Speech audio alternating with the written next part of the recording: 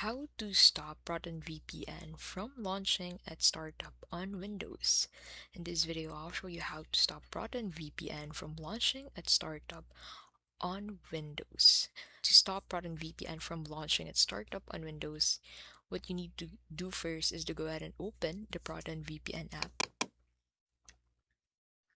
And then on the app, go ahead and go to settings. And then from here, head over into general.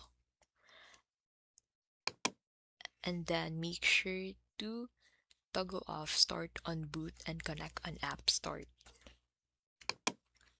So make sure to disable this and then click on apply.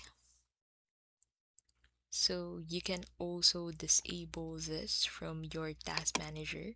So click on Control Shift Escape on your keyboard and the task manager will pop on your screen, and then head over into the startup app section and look for Proton VPN. And then right click on it and click on disable.